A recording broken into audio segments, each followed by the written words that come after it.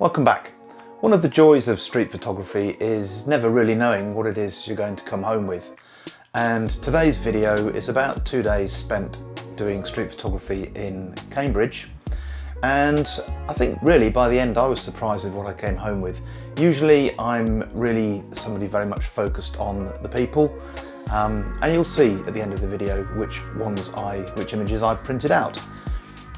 I think it's fair to say that this was a time when I really didn't feel like taking the video camera around with me, but I'm still new to all of this and I have to learn and had to force myself. And I guess the same things apply to street photography, because when you're new, sometimes it's easier just to go for a walk and not bother about the camera. Anyway, I took the video along and you'll see whether I got anything worth keeping or not. So sit back, relax and enjoy.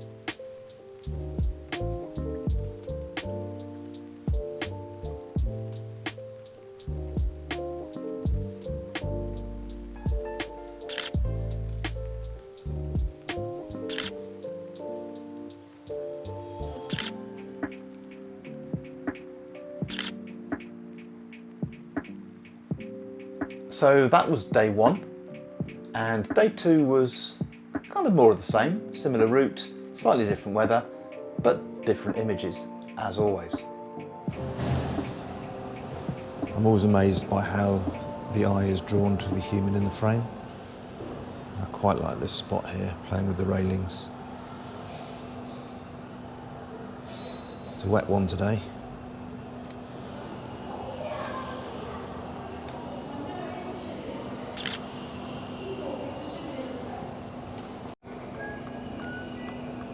Definitely some nice areas of contrast here.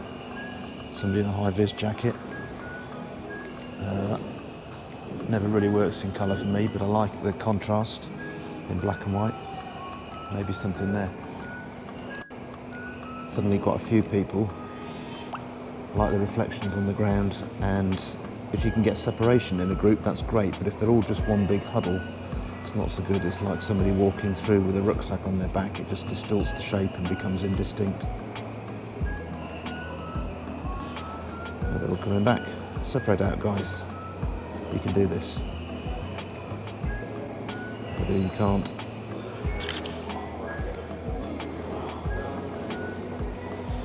So it's a wet one today, and that's okay.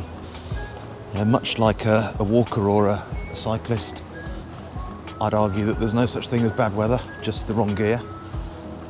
It's a little bit colder than I would choose. I'm not particularly wrapped up warm, wasn't expecting it, which, given that I've lived in England for half a century, is a bit naive. But yeah, I'll keep moving, I'll make the most of it. And today it's going to be mostly about umbrellas, puddles, reflective pavements, those sorts of things, and anything else that the weather throws up. The thing about taking photographs in somewhere as stunning as Cambridge is that they can very quickly become travel photos, really. And I'm not a travel photographer. I think if I wanted perfect images of a place, I would go to the newsagents and buy some postcards and save myself all the trouble. It's not about that for me. For me, it's about capturing something of the feel of a place through the people who are in it, capturing moments there, something which, in a way, can't be repeated, because postcard photography or travel photography, the very essence of it is that it's something that's repeatable and you can go there again and again and get your own version of it. Street photography is much more momentary. Cartier-Bresson talked about the decisive moment. Far be it from me to argue. A little bit of camera porn for the enthusiast. Love these old rollies. Some beautiful old Leicas. Some beautiful old prices. It's actually bitterly cold. I'm going to go and grab a coffee. A room with a view, I hope. Window seat, maybe. Maybe stick the longer lens on, have a bit of time. Shoot through some glass, shoot through some raindrops on windows. And yeah, these are a few of my favourite things. I always enjoy this window as well, actually. There's a really good disembodied hand shot from around here. Look, come and see.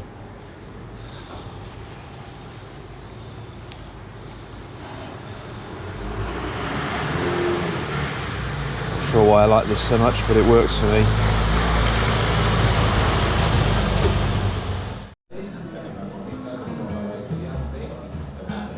Another cafe view. Just watching the world go by. Faithful friend in hand. And warming up. Most importantly, it's good for the soul. So just finishing coffee and switching to a 90mm lens because I don't really want to go out just yet, it's cold. So I'm going to play around. There's some nice things I can look at here, textures and things, and maybe some close-ups of people using the lettering on the window.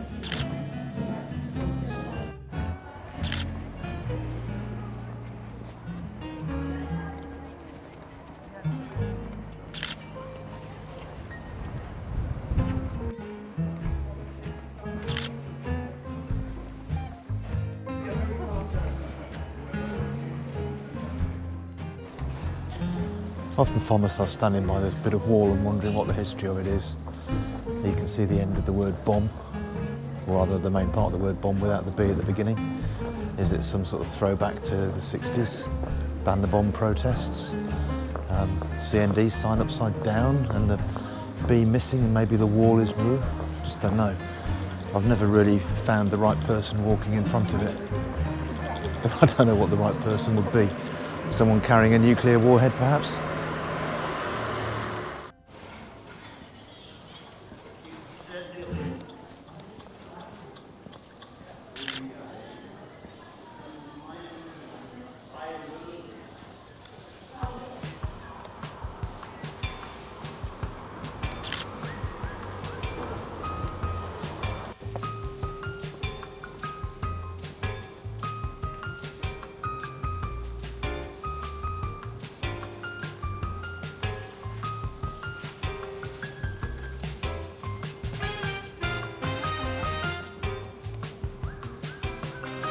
Really not getting much today, and despite what I said earlier about there being no such thing as bad weather, it's actually really cold and I wasn't prepared for that, which is making it less fun to be out.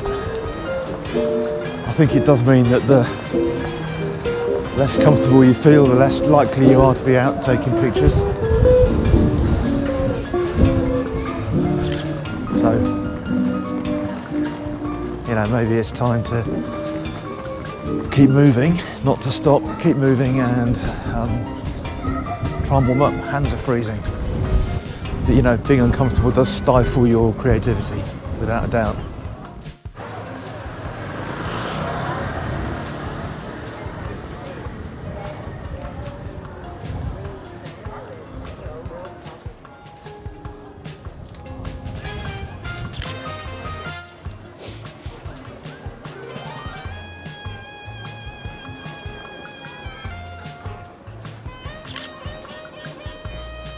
Super quiet in the market today. I don't know where all the stalls are. Half term, you'd think it'd be heaving. Really quiet.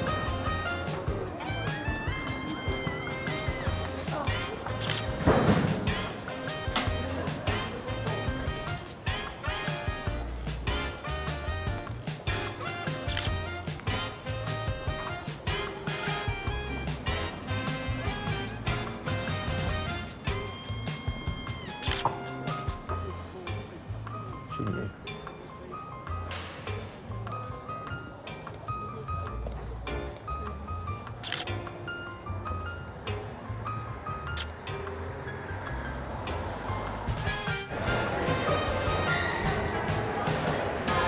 Not sure why this appeals to me, but I like these things. I always think signs like this are interesting because they're very much a sign of our times, and as ever, the problem is finding the right person to walk through it. So what would it be? Somebody in red? Somebody dressed as a pig? No idea.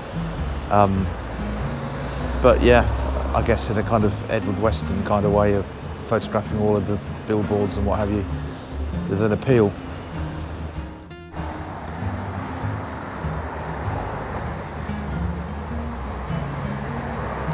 Something nice here with the cracked glass and the textures of the whitewash on the window.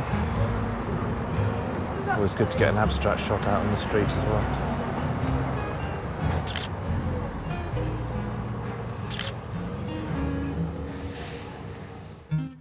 Well, it wasn't the greatest 2 days of street photography I've ever spent. Somehow Cambridge never quite clicks with me, but I do keep going back for all sorts of reasons, and sometime, I'm sure, along the line something will really deliver. I did get a few shots that I felt were worth printing out, and I've done them in this handy pocket-sized 6x4 postcard size. And for those of you who ask about papers, this is Photospeed's PF Luster, which is possibly my favourite paper to print on for various reasons. So I printed out a handful of images actually, even though I can't say any of them are real keepers, but just a few to talk about. This one here, I really like the frame here. This is a nice cream parlour, and you can just see the frame of the window. This is a serving hatch, and I like the muted colours as well, the greens and the oranges, the guy with the red hat. There's a certain symmetry as well with these two, making I think they're dipping cones, and then they're going to be ready for work later on to have those cones filled. But nice muted tones in the image, and it's one that I quite like. So that was that one. The other images, I took 2 black and whites, and I'll say more about those in a moment, but something that really surprised me, I guess, in a way, is that I took 4 images which I felt were just had something about them. I'll take them one at a time, but obviously there's no people in these 4 images from what you've seen already. I like this one of the bicycle chained up. It's fallen over against the bracket on the pavement, but the sun is casting this great shadow where the shadow is almost more bicycle than the bike. Could it be more bicycle? It's just really nice, and I like the tones, the sort of the browns and the blacks and the yellows, and the harsh light of the shadow This is an image that I took on day one. So no people, lots of street, but you know, finding mundane objects which have a strange beauty about them is what shooting on the street is all about. And I like this tangle of reality and shadow. So that's the first one I decided to print. The second one was this, I don't even know what it is. I think it's in a multi-storey car park, and I think it's just simply a chain with red and white tape across it, which they probably use to close off one of the lanes in the car park. But it just struck me, the black, the white, the red, as a strong set of colours. Whether you think it's a strong image or not is really down to you, but just, you know, strange beauty about that, and that's kind of what it's all about. The next one was in a phone box. Phone boxes really don't get used very much anymore with the advent of the mobile phone, etc, etc. You don't need me to explain that to you. But there's a bottle of Prosecco in there and lots of graffiti. It's just a nice juxtaposition of something that you would normally associate with something sort of classy, certainly celebratory, and somewhere that's really often used as a dumping ground and doesn't smell the best and is full of graffiti. I just liked that. I like the urban language that the phone box is speaking and the vibes that it puts out, juxtaposed with the smart bottle of bubbly. And then this image, again, just really simple, really stark. It's all about lines and squares and diagonals and colour, I guess. And for some reason it kind of speaks of William Eggleston to me, but it's just a very, very mundane thing. It's a mess really, which people would walk past and ignore. But to me, it has a kind of appeal. And then I printed out two black and white images. I printed them in black and white because colour actually didn't add to them, and there's something more traditional about these images. So first of all, we got this little girl just stepped out of the ice cream parlour, probably, I think it's the same place that featured in this photo. So she's got her ice cream and she's come out and she's standing waiting for mum and siblings behind her, and she's having her first lick. And I think there's a very good Michael Rosen poem about the hardest thing to do in the world. Maybe it's not Michael Rosen, maybe it's Brian Patton. But the hardest thing to do in the world is watching everybody taking their first lick while you're waiting for yours, something like that. So here she is having her first lick of her ice cream, and her eyes are closed, and you know, we've all been there, we can all imagine that lovely first taste of the moment you can't wait. It's like frozen childhood, isn't it? So I like that one. And then almost the opposite really is this sort of hardened, gritty looking chap outside. Can't remember whether it was a restaurant or a bar or whatever it was, but the lines are taking you off down the street to the people who are a bit of a blur in the background. But he looks here poised, tight-fitting jacket, lots of creases in the arms, which I like. Again, a lot of detail and texture in the face, and it just works really well in black and white. I like his hard stare down the road. So I don't know whether you have a favourite. I don't feel I really got anything absolutely superb, no real keepers, no real sort of portfolio images, but hopefully the video showed you a little bit about how I work, how I think, what I do. One of the things that really did strike me watching it back is how fast I move. There's a shot in the video earlier of two blokes sitting in a cafe having a drink, and you can see that I move very close to them and move away very quickly, but I still got the image. And I think that is definitely part of the way I work. I'm quick, I'm in and I'm out and I'm gone. Not sneaky up front, but you know, it was interesting to see the sort of speed that I move at in order to capture those images, mostly 1/500th of a second. Anyway, I hope you found this video useful. If you did, and if you are enjoying the channel, then do subscribe. And if you enjoyed this video, do give it a like, do share it, tell your friends about it, anyone who might be interested. And I'll see you next time. Take care.